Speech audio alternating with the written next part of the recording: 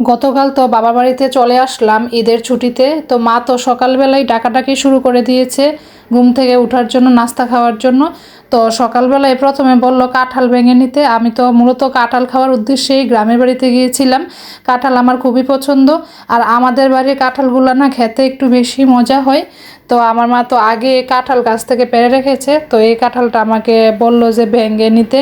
আসসালামু আলাইকুম এভরিওয়ান, আশা করি সবাই ভালো আছেন অ্যান্ড সবাইকে ওয়েলকাম করছি আমার আজকের নিউ ব্লগে। আমার প্রিভিয়াস ব্লগগুলো যারা দেখেছেন তারা তো নিশ্চয়ই বুঝতে পেরে গিয়েছেন আমি বাবার বাড়িতে এসেছি বেড়াতে। বাবার বাড়িতে বেড়ানো যে কি যে শান্তি, কোনো কাজকর্মের ঝামেলা নেই, রান্না বান্নার টেনশন নেই, আমার মাই তো সবকিছু করে নিচ্ছে।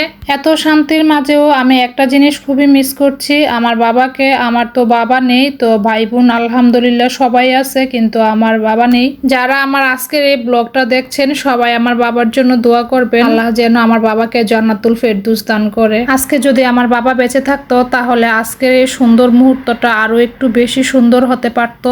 যাই হোক, বাস্তবতা তো মেনে নিতে হবে, সবাইকে একদিন দুনিয়ার মায়া ত্যাগ করে চলে যেতে হবে। তো আমার মা তো সকালে নাস্তা বানিয়েছে, আমি কিন্তু চুলার পাড়ে বসেই খেয়ে নিয়েছি। আর আমি সবসময় এই কাজটা করি, গরম গরম চুলার পাশে বসেই খেয়ে নিই। তারপরে আমার ছোট ভাই বাজারে চলে গিয়েছিল, আমি বলেছিলাম ছোট মাছ খাবো, তো এই জন্য ছোট মাছ নিয়ে এসেছে। আমার ছেলে মেয়ের জন্য কিন্তু পাঙ্গাস মাছ তো নিয়ে এসেছে। আর আমার ভাই তো আমার ছেলে মেয়ের সাথে দুষ্টামি করতেছে, বলছে যে তোমাদের জন্য আমি বোয়াল মাছ নিয়ে এসেছি। আর এই মাছটা কিন্তু অনেক বড় ছিল, প্রায় 3 কেজির মতো ছিল ওজন। গ্রামের বড় পাঙ্গাস মাছগুলো কিন্তু খেতে একটু বেশি মজা হয়, আমাদের শহরে পাঙ্গাস মাছগুলো কিন্তু খেতে বেশি মজা হয় না। আর আমি কিন্তু গ্রামে গেলে সবসময় আমার মার কাছে বাইনা থাকে আমি এই ছোট মাছ খাবো। তারপর আমার পছন্দের এখানে কলমি শাকও ছিল, তো কলমি শাকগুলো কিন্তু খুবই মজা ছিল খেতে, আর একদম ফ্রেশ ছিল। মানে গ্রামের বাজারে তো প্রতিদিন টাটকা টাটকা সবজি তুলে বাজারে এনে বিক্রি করা হয়। সকালবেলা তো একটা কাঁঠাল ভেঙে সবাই খেলাম, তো আমার মা বলছে আবার আরেকটা কাঁঠাল ভেঙে নিতে, তো আবার আরেকটা কাঁঠাল ভেঙে নিলাম, তো সবাই খেলো।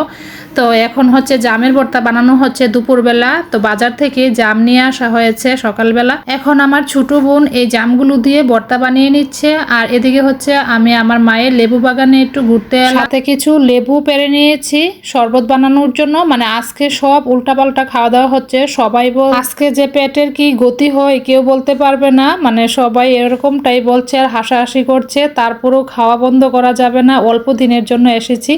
এই যে শরবত খাওয়ার পরে কিন্তু আবার এখানে তেঁতুলের ভর্তা বানিয়েছে আমার ছোট বোন, তো সবাই একটু একটু করে খাচ্ছে। আর এই তেঁতুলের ভর্তাটা এতটা মজা হয়েছিল আমি আর কখনো খাইনি, মানে ওরা নাকি সবসময় বানিয়ে খায় এই তেঁতুলের ভর্তা, তো আমার কাছে খুবই ভালো লেগেছে।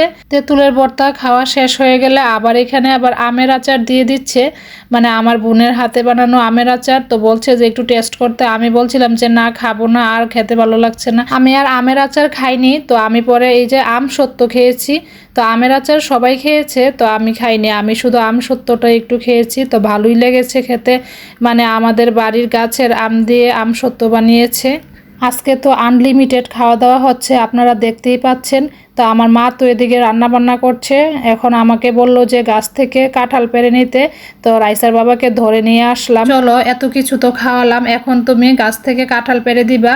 তো রাইসার বাবা তো অনেক বছর যাবত এরকম গাছে উঠে না, তারপরও সাহস করে গাছে উঠেছে।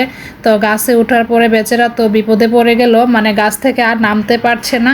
কাঁঠাল তো পারলই না, বরঞ্চ গাছ থেকে আর নামতেই পারছে না। 3 জন ধরে বেচারাকে গাছ থেকে নামাতে হয়েছে। মানে ভিডিওটা এডিট করতে করতে আমার কিন্তু খুবই হাসি পাচ্ছিল।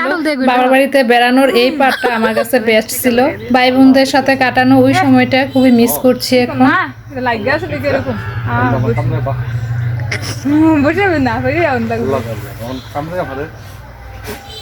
দেখছি না আমার পারবো না, আর তুই একদিন লাগবো না, আমি না